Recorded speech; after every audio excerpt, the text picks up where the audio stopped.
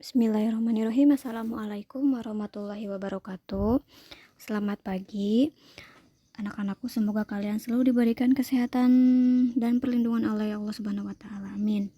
Nah, bertemu lagi dengan pelajaran prakarya. Hari ini kita akan membahas tentang langkah-langkah perencanaan desain produksi, biaya produksi, dan laporan kegiatan usaha. Oke, yang pertama kita akan bahas tentang perencanaan desain ya.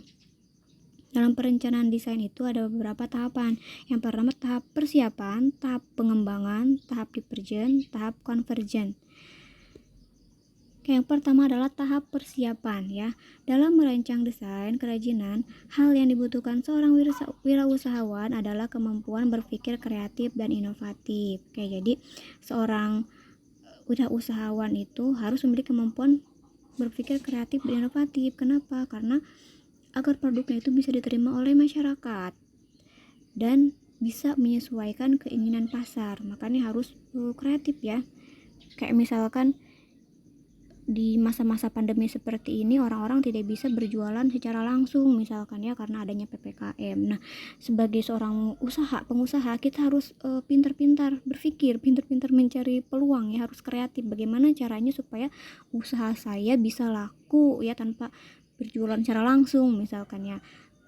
Nah, itu misalkan kalian bisa berganti ya, jadi jualannya misalkan jadi jualan online misalkan seperti itu, atau misalkan kalian usaha dengan mengantar langsung misalkan ke tempat si pembeli misalkan ya, itu akan lebih mempermudah orang-orang gitu ya.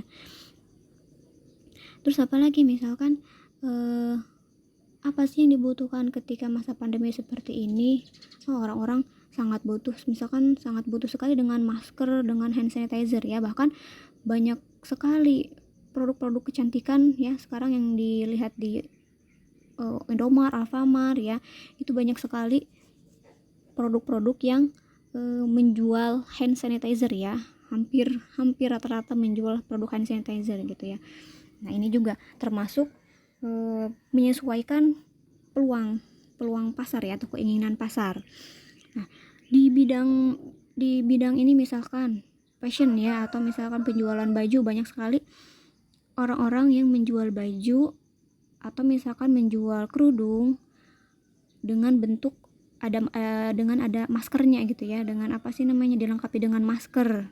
Nah, itu juga salah satu untuk pasti menarik peminat, menarik masyarakat ya untuk membeli seperti itu. Atau misalkan ada yang jualan terus dihadiahi, dibonusi dengan masker. Nah, itu juga sama-sama salah satu peluang ya, salah satu hal yang harus dicoba untuk bisa menarik pasar gitu, keinginan pasar. Nah, untuk tahapan persiapan, tahapan utama dalam perencanaan desain adalah menggali keinginan dan kebutuhan pasarnya. Kuncinya kita bisa menggali keinginan dan kebutuhan pasar gitu. Insya Allah produk kita akan selalu berjalan ya kalau misalkan selalu menerapkan seperti itu. Nah, selanjutnya adalah faktor dalam proses perencanaan produk kerajinan. Yang pertama, kualitas tema. Jadi ketika kita ingin membuat produk, kita harus buat dulu tema apa nih yang harus kita buat gitu. Jadi tidak asal-asalan buat produk ya, tapi kita harus tentukan nih, bisa menentukan temanya agar produk kita bisa lebih berkarakter kayak gitu ya, mau apa ini yang ditonjolkannya kayak gitu. Terus yang kedua, fungsi atau kegunaan ya.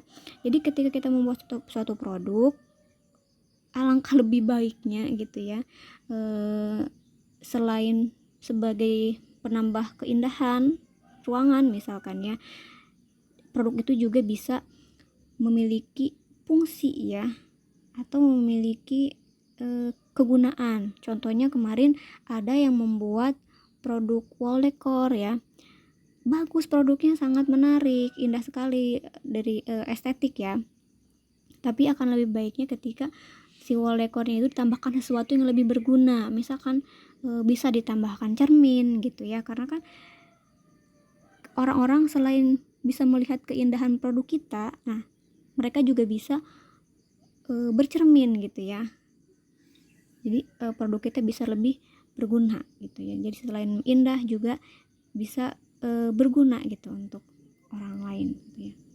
Nah, selanjutnya keindahan atau estetik. Nilai estetik merupakan sebuah ide yang harus diaktualisasikan atau diwujudkan sehingga produk memiliki karakteristik. Ya, jadi ketika kita membuat satu produk, ya jangan asal-asalan dibuat ya, dihias banyak, dihias pakai pita banyak sekali pitanya ya, atau misalkan pitanya warna-warni, misalkan atau dihias pakai apa lagi yang lain-lainnya. Alih-alih kita ingin menambahkan nilai keindahan pada produk kita, tapi justru itu jadi lebih rame gitu ya, jadi tidak estetik jatuhnya gitu. Jadi ketika kita ingin menghias juga jangan asal-asalan menghias, tapi harus mempertimbangkan nilai estetiknya seperti apa gitu ya. Jangan sampai produknya malah bikin norak misalkan, atau keramaian kayak gitu ya, seperti itu. Terus yang selanjutnya ada etika. Konsep etika adalah sebuah pertimbangan yang diperlukan agar produk bisa diterima oleh masyarakat berdasarkan nilai-nilai budaya yang dianutnya. Kayak jangan sampai ketika kita membuat produk yang kita buat itu bertentangan dengan nilai-nilai budaya gitu ya. Siapa yang akan menerima gitu ya? Ketika produk kita bertentangan dengan budaya kita gitu ya. Nah, jadi harus dipertimbangkan ya, apa yang kita buat itu ya seharusnya harus sesuai dengan nilai budaya kita gitu ya. Nah, selain dari perencanaan desain, tahapan selanjutnya adalah tahap pengembangan. Nah, pada tahapan ini difokuskan pada upaya untuk mengkonkretkan ide-ide perancangan yang masih abstrak menjadi sketsa. Jadi kan ketika tahap tadi perencanaan kita sudah merencanakan ya. Jadi pada tahap pengembangan itu kita harus sudah mengkonkretkan atau lebih harus memfokuskan mau mana kita arahnya nih. Kalau misalkan tadi masih bersifat abstrak ya, kita harus buat menjadi lebih nyatanya, membuat lebih konkret gitu ya, menjadi seperti apa nih produk kita, seperti itu. Terus yang selanjutnya tahap divergen ya. Tahap divergen ini meliputi berbagai pola pengembangan desain kerajinan yang memiliki banyak alternatif untuk desain kerajinan. Nah, ketika kita membuat produk, otomatis kita juga pasti membuat option ya, misalkan produk alternatif nanti akan seperti ini. Nah, seperti itu ya. Nah, terus pada tahapan selanjutnya, tahap konvergen, tahapan yang dilakukan untuk memilih desain dari beberapa alternatif yang ada untuk dikembangkan, direvisi, dan disempurnakan. Nah, ini lanjutan dari tahap divergen ya. Tadi kan pada tahap divergen itu banyak alternatif produk, nanti maunya seperti ini. Nah, pada tahapan konvergen ini kita harus lebih memilih tahapan produk desain seperti apa yang akan kita kembangkan nantinya gitu ya, agar bisa disempurnakan kembali tuh produknya. Nah, ini masih ke ini ya, tahap perencanaan desain tadi. Kesimpulannya, yang pertama tahap persiapan, yang kedua tahap survei kebutuhan pasarnya seperti apa. Terus kebutuhan pasarnya itu apa sekarang yang dibutuhkan oleh pasar. Tahapan selanjutnya perencanaan desain kerajinan divergen dan memilih desain konvergen. Terus selanjutnya prototip 3 dimensi. Jadi prototip itu rupa pertamanya gitu ya, rupa pertama produk kita seperti apa gitu. Nah, setelah prototip 3 dimensi, selanjutnya uji coba produk ya, apakah dari misalkan ketahanannya seperti apa, apakah cepat rapuh apa tidak gitu ya. Terus selanjutnya evaluasi dari para ahli dan penyempurnaan siap diproduksi secara massal. Oke, jadi ketika sudah uji coba produk, misalkan ininya produknya masih ada yang jelek misalkan ya, ada yang tidak kuat misalkan. Nah, di evaluasi kembali ya, bagaimana caranya supaya produknya jadi lebih baik kayak gitu. Nah, setelah perencanaan desain, yang kedua adalah tahap produksi ya. Tahap produksi kerajinan yang akan dipasarkan ke pasar global umumnya diproduksi dalam skala home industry atau usaha rumahan ya. Nah, penguasaan teknik dalam berkarya kerajinan akan menentukan kualitas produk kerajinan yang akan dibuat. Teknik produksi harus tetap mempertahankan kualitas bahan. Jadi tetap yang paling utama itu adalah kualitas bahannya. Kualitas bahan atau bahan bakunya yang kita pakai itu harus bahan yang terbaik ya, agar produk kita juga bisa menjadi daya jual yang tinggi ya kalau misalnya produk kita baik gitu. Terus Produk kerajinan dapat diproduksi secara massal atau tunggal. Nah, kerajinan diproduksi secara massal contohnya misalkan meja, keramik, vas bunga, souvenir, lemari, kerajinan lain-lainnya gitu ya. Ini kalau misalkan ini hampir semuanya bisa membuat ya dengan belajar. Tapi ada beberapa kerajinan yang dibuat tunggal. Umumnya dikerjakan oleh pekerja yang memiliki kemampuan khusus. Jadi ada beberapa kerajinan yang hanya bisa dilakukan oleh orang yang memiliki kemampuan khusus. Contohnya misalkan orang yang bisa membuat keris ya, tidak semua orang yang bisa membuat keris meskipun belajar gitu ya, tapi ini membutuhkan kebutuhan yang sangat ahli gitu ya. Terus wayang dan batik. Selanjutnya ada biaya produksi ya. Biaya produksi adalah biaya keseluruhan yang dikeluarkan untuk bahan baku, tenaga kerja, dan biaya tambahan atau overhead ya. Biaya produksi biasanya dihitung per unit. Bahan baku adalah bahan utama yang paling banyak digunakan dalam proses produksi. Biaya produksi juga meliputi biaya tenaga kerja, yang termasuk biaya overhead adalah biaya listrik, bahan bakar minyak, dan biaya lain yang dikeluarkan untuk mendukung proses produksi. Nah, ini contohnya misalkan kita akan membuat produk kerajinan mobil yang terbuat dari kayu. Otomatis bahan utamanya adalah kayu gitu ya. Nah, ketika kita akan membuat produk kerajinan kayu, otomatis bahan utama yang digunakan adalah kayu ya. Jadi ada biaya pembelian kayunya ya ketika kita akan membuat kerajinan dari kayu.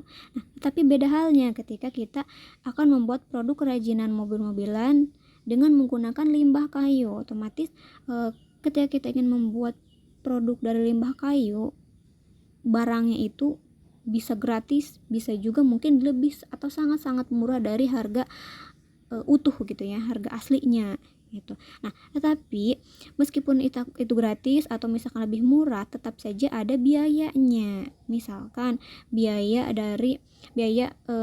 transport ya, dari pengolahan limbah ke tempat produksi kita misalkan. Nah, itu dinamakan dengan biaya overhead atau biaya tambahan. Nah, selanjutnya ada laporan keuangan. Laporan keuangan merupakan informasi keuangan pada suatu periode dalam suatu usaha tertentu. Sistem laporan keuangan harus baik, sistematis, terapi, dibuat dalam sistem periodik sehingga kinerja usaha yang dijalankan akan dapat terkontrol, termotivator, dan terevaluasi dengan baik. Secara umum, laporan keuangan yang sering digunakan dalam usaha kecil adalah laporan laba rugi dan laporan neraca.